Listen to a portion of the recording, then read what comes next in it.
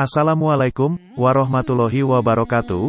Apa kabar sahabat Al-Husna? Semoga sahabat selalu sehat, selalu dalam lindungan Allah, serta diberikan rizki yang melimpah.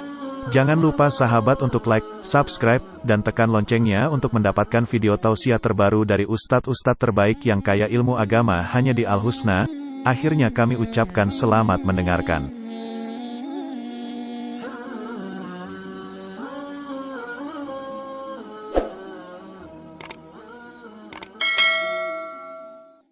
Gosok gigi bagus lah.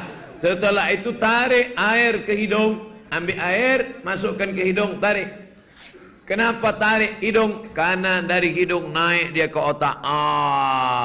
Ini jantung menyemburkan darah. Kalau tak percaya kita tes berbunyi apa tidak. Biasa kalau mikrofon mahal kedengaran. Tak mahal mikrofon.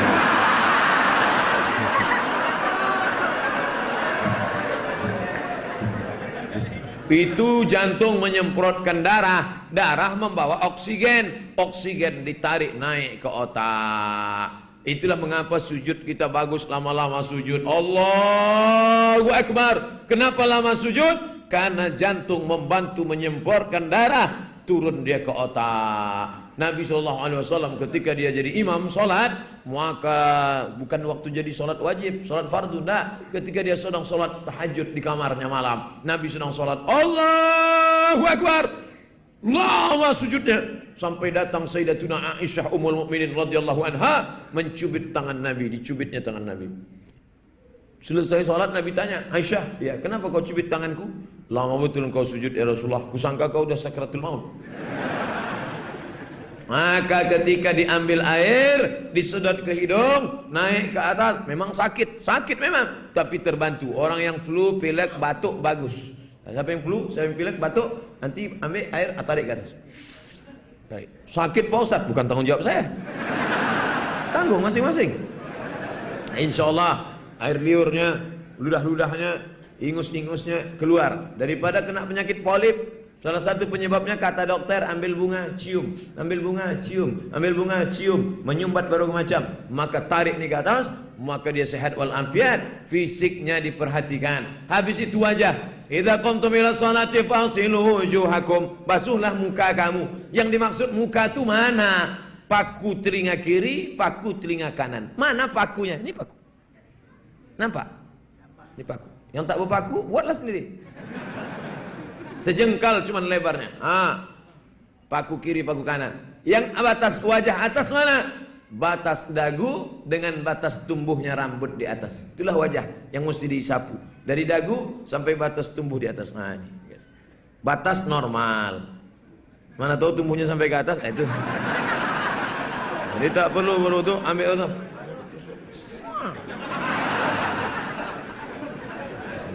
Lah, habis itu tangan. Wa aidiyakum, basuhlah tangan, ilal marafiq, tangan sampai siku, sampai siku. Ambil air sampai siku. Digosok. Mana tahu ada tadi bekas kulit ikan mas waktu mencuci. Mana tahu tadi ada bekas lilin, bekas minyak. Gosok. Dah, celah-celah.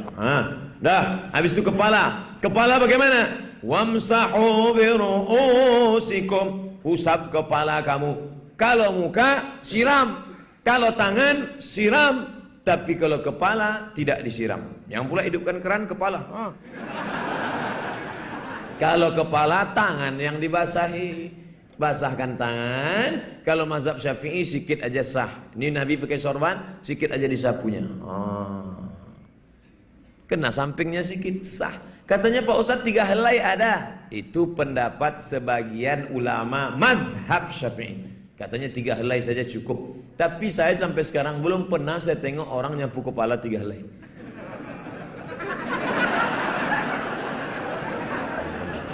Mana pula bagaimana kita mau 3 helai?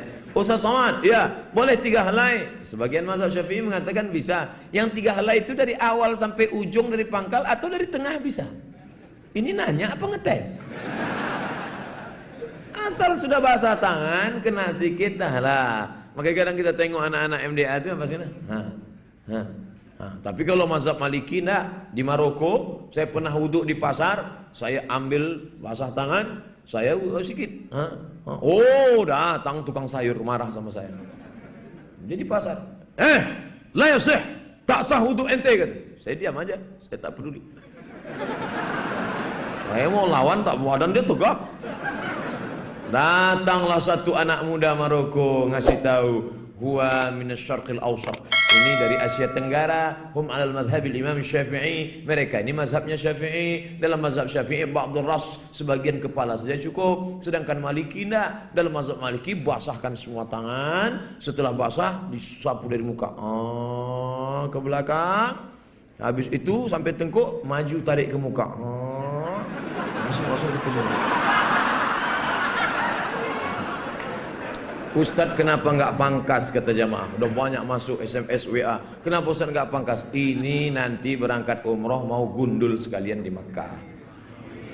Jadi begitu habis tawaf, sa'i, tahallul, barbershop. Bayarannya 15 rial. Kalau saya pangkas sekarang 15 rial pendek, kan sedikit kerja dia. Kalau ini kan nggak panjang sedikit.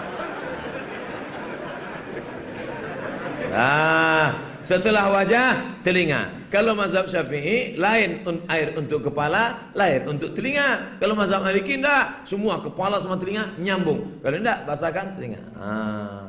Ini mana ada orang tengok telinga sikit aja. Sampailah masuk ke lubang telinga.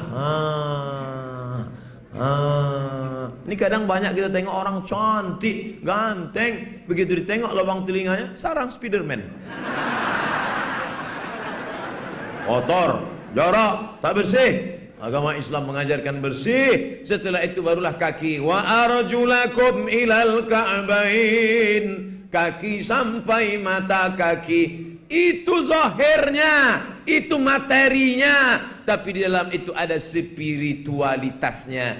Ada wuduk zahir, ada wuduk batin. Ini Ustaz Somad nih kaji-kaji batin dari mana nih, aliran sesat. Ini dari hadis riwayat Sunan Tirmizi dalam kurung HR Ibnu Majah, hadis riwayat Imam Ibnu Majah Al-Qazwaini. Apa kata dia? Dalam hadis Nabi SAW, ketika air kau masukkan ke mulut, keluarlah dosa-dosa dari celah-celah mulut, dosa lidah. Ketika air kau tarik ke hidung, keluarlah dosa-dosa dari lubang hidung. Ketika air kau siramkan ke muka, maka iktikat makrifat hakikatnya, keluarlah dosa-dosa dari celah-celah biji mata. Ketika air kau siramkan ke tangan, keluarlah dosa-dosa dari celah-celah jari jemari tangan. Ketika air mengusap kepala, keluarlah dosa dari otak-otak isi-isi kepala yang kotor-kotor, yang ngeres-ngeres, yang selalu ingat-ingat mantan.